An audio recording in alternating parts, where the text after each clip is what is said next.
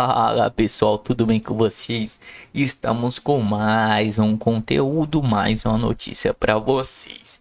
E antes de começar o vídeo aí, pessoal, eu pedi para vocês se inscreverem no canal e deixar o like. Não se esqueçam de ativar o sininho de notificações para notificar todos os nossos vídeos para vocês. E estamos aqui com o Auri Verde. Todos os créditos ao canal do Auri Verde vai estar aqui na descrição e no comentário fixado. Muito obrigado a todos e sem enrolações, vamos ao vídeo. João, preciso veicular uma imagem aqui, um vídeo, né, de um trecho da audiência de ontem, ainda falando sobre a trama golpista, aquelas, né, enfim, um trecho de mais um embate entre Jeffrey Chiquini, advogado de defesa de Felipe Martins, e o presidente da audiência, ministro relator da primeira turma, Alexandre de Moraes. Aperta o play. Coronel Cid, o comandante da Aeronáutica, Batista Júnior, ele esteve nessa reunião? Coronel Cid, por favor. E qual data o senhor falou? No dia? A reunião mais importante do dia 7 de dezembro de 2022, Excelência. Eu creio que nessa reunião ele não estava. Tá. O senhor está fazendo uma correção da sua delação? Doutor, nós temos o depoimento judicial dele dizendo que o comandante Batista Júnior não estava na primeira reunião, que ele só foi na segunda reunião. O depoimento dele no dia 21, no dia 7 de junho. Então, não há dúvida aqui nenhuma, não está fazendo correção nenhuma. Basta o senhor ler com atenção. Sim, como eu estou lendo com atenção, que no volume 1, as folhas 29 e 30, com muita atenção, eu li que ele disse que o comandante estava nessa reunião. Então o senhor... leia os dois depoimentos judiciais na presença... Não, é que dois depoimentos judiciais não foi escrito, né, Excelência? Foi oral no momento que ele está sendo interrogado. Eu quero saber da delação homologada e não do interrogatório. Ele está corrigindo a delação homologada. Doutor, ele está reafirmando que não estava presente. Ponto. Vamos em frente. Ele não estava presente.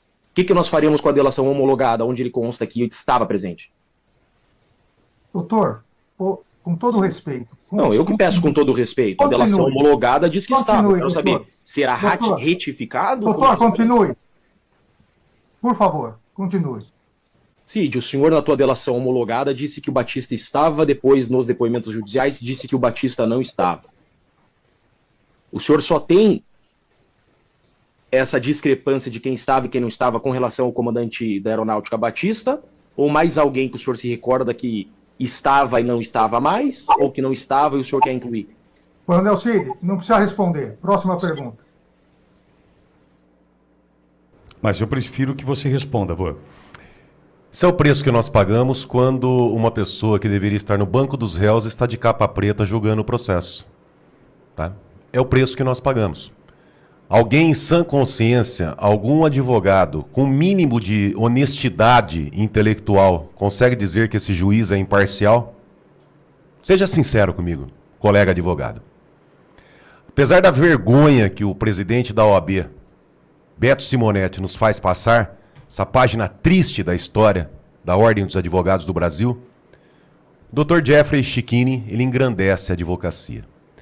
E é muito importante isso, Pitoli. A OAB tem sido bastante, os advogados, né, a classe da advocacia tem sido bastante atacada, em grande parte, eu concordo, tá, pela omissão dos dirigentes da OAB Nacional, que tem colocado a Ordem, que tem um papel muito importante na história do Brasil, mas subserviente dessa vez, o Conselho Nacional da OAB é subserviente a esse mecanismo.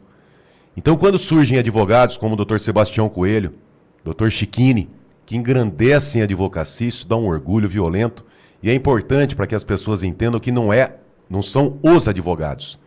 Existe uma parcela pequena que domina a OAB, e aí é um problema que nós temos que acertar em breve, né, para ter eleição direta para presidente da Ordem, para não ficar só aqueles grupinhos sempre comandando a Ordem dos Advogados do Brasil, para que abra votação direta, para que pessoas que realmente vistam a camisa da advocacia, respeitam e defendam o Estado Democrático de Direito tenham a oportunidade de estar à frente da Ordem.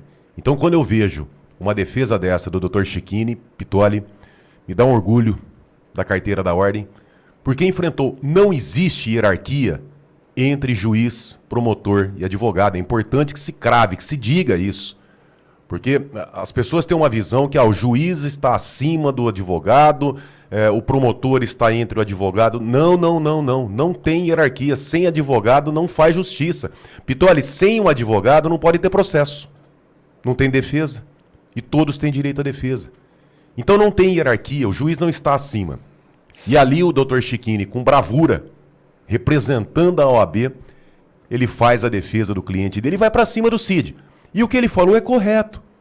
Como é que fica a delação, a colaboração premiada, esse é o nome correto, a colaboração premiada do Coronel Cid? Como é que fica? Ele mentiu. Ela tem que ser anulada. Só que se anular uma colaboração dessa, vem à tona o motivo pelo qual essa colaboração foi feita, né? Lembra daqueles áudios do Cid falando que eles já estavam com a versão pronta, que não adiantava, né? Pela lei... E por ser o único colaborador, acaba tudo isso. Acaba tudo. Quer dizer, essa colaboração do Cid, isso é uma mentira. Isso pode rasgar. Não tem minuta de golpe, não tem nada. Esse processo é uma farsa. Mas aí, como o Alexandre de Moraes, que deveria estar no banco dos réus, não algemado, né? Porque nesse caso não precisaria. Ele poderia estar sem algemas, mas deveria sim estar respondendo no banco dos réus e não presidindo não sendo relator dessa ação penal, até porque o inquérito, desde lá do nascedouro, lá da origem, é tudo irregular isso aí. Agora tá aí, ó, é a parcialidade. O ministro Alexandre de Moraes, ele acaba indeferindo uma pergunta, não é a primeira, né? Não é a segunda, não, enfim. Mas como é que é isso, senhor? Não precisa responder? Que isso, cara?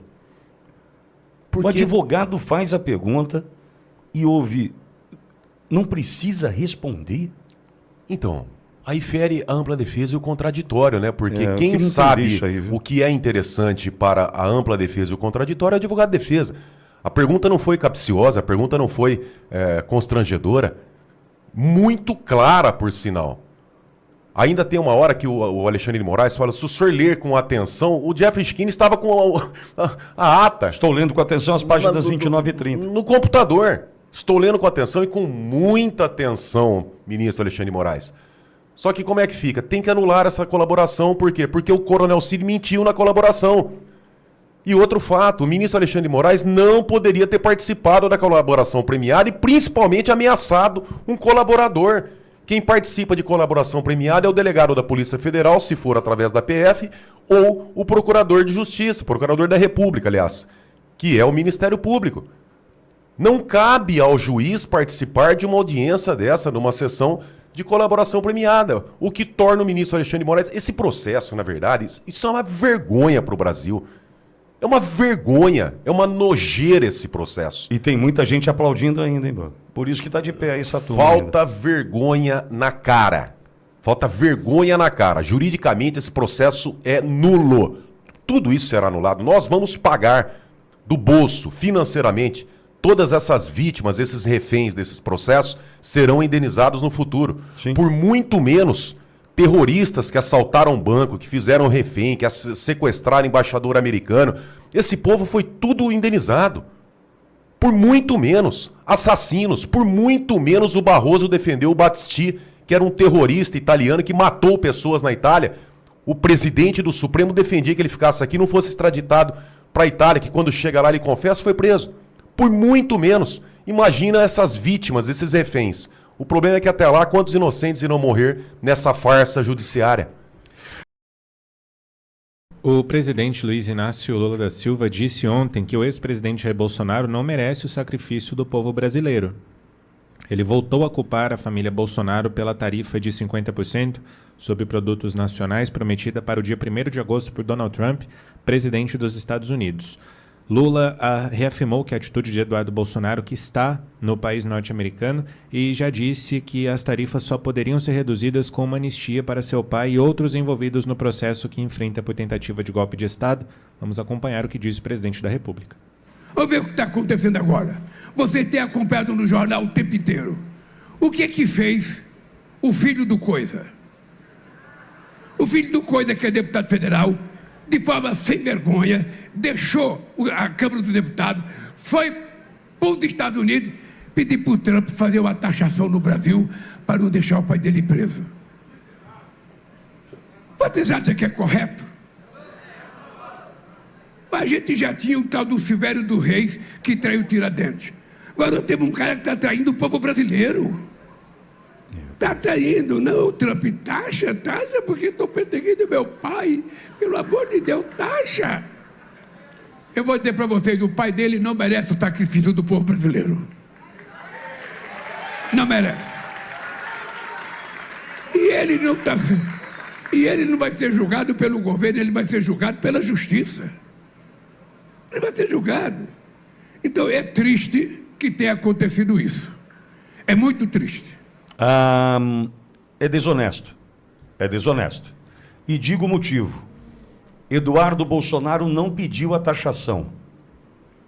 Trump impõe a taxação de 50% para o Brasil por um desalinhamento. Nós nos descolamos do Ocidente. E a opção foi tomada por Lula, Mauro Vieira e Celso Amorim.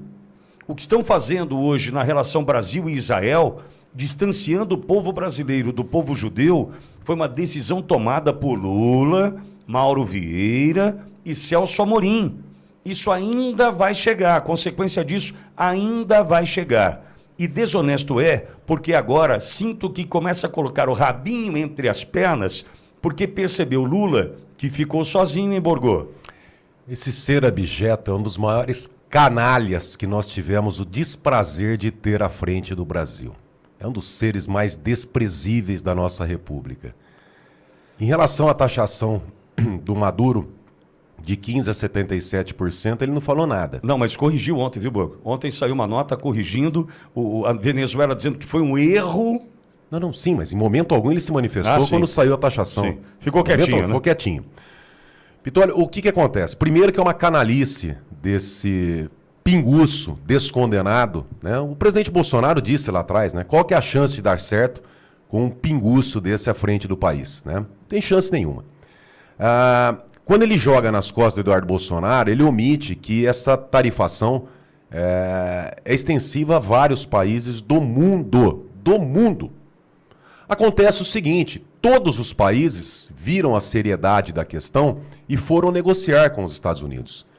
Só que na cabeça desse ser abjeto, ele imaginava que a União Europeia fosse ficar do lado dele.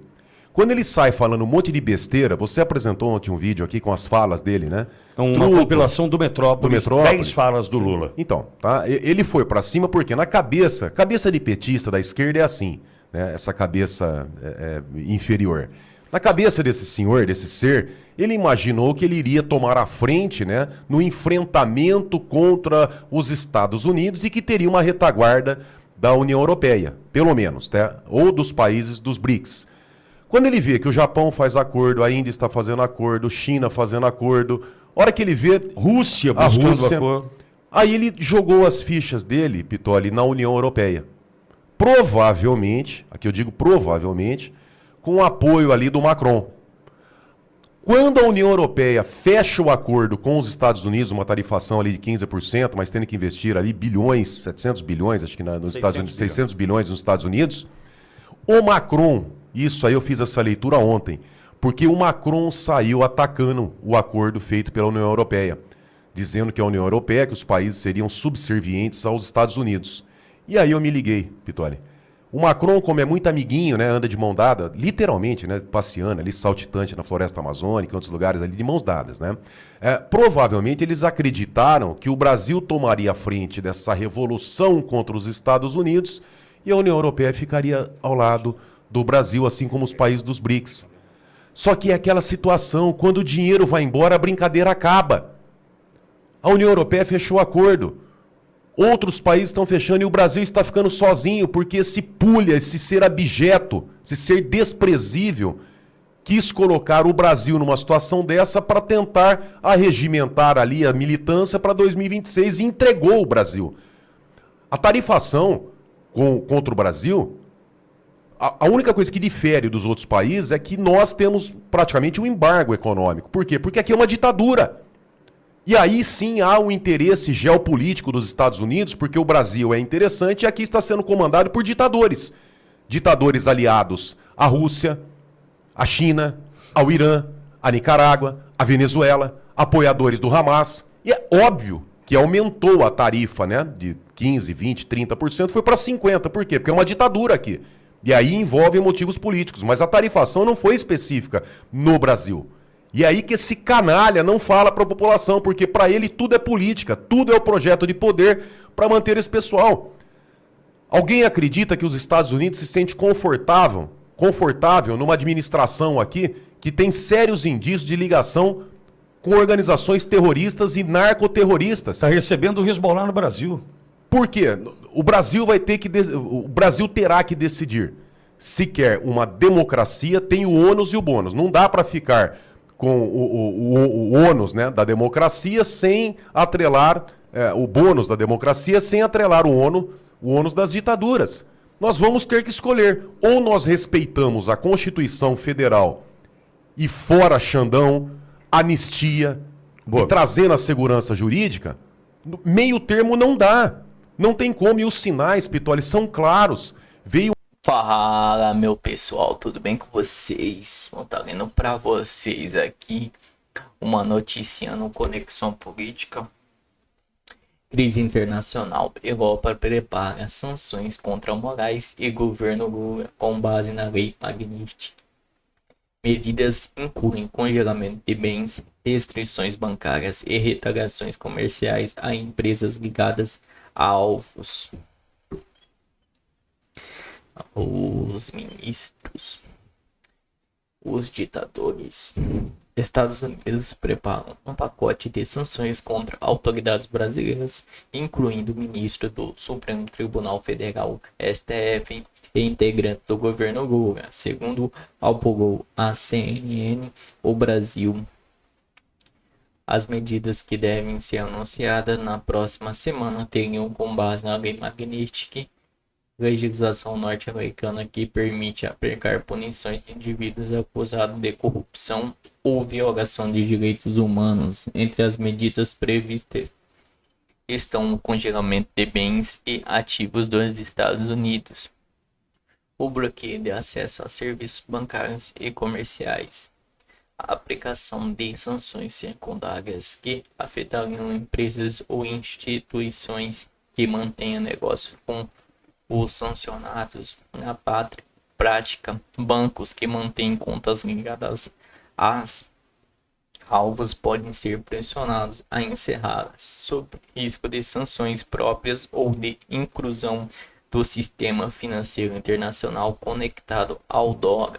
Avaliação de acordo com a analista de relações internacionais Lorival Santana, ouvido pela CNN e pelo jornal Poder 360, e de que a medida seria uma das respostas à escalada de tensões entre o Brasil e o Washington, especialmente após as punições impostas ao presidente Jair Bolsonaro no Brasil e avanço da proposta de regulação das Big Techs em território nacional. Nos bastidores, até membros da base governista reconhecem o risco da retaliação severas do parte da Casa Branca diante a relatória agressiva adotada recentemente pelo presidente Luiz Inácio Lula da Silva do PT e decisões do ministro Alexandre de Moraes considerados incompatíveis com parâmetros democráticos internacionais e eventos públicos. Lula tem feito provocações diretas ao presidente Donald Trump na última semana ao comentar tarifaço imposto pelos Estados Unidos ao Brasil. O petista afirmou que se o Trump estivesse trucando, o Brasil iria perder 6 numa acusação ao jogo de cartas. Ao mesmo tempo, reclama de falta de diálogo com o governo norte-americano, mas ignora o fato que, desde a posse de Trump, nunca solicitou uma reunião bilateral em nível presidencial. Em 2024, chegou a afirmar que republicano era uma espécie de nazismo e fascismo com nova cara. Então é isso, pessoal. Não se esqueçam de deixar o like aí e se inscrever no canal, que vai estar ajudando muita gente. Muito obrigado a todos e até a próxima.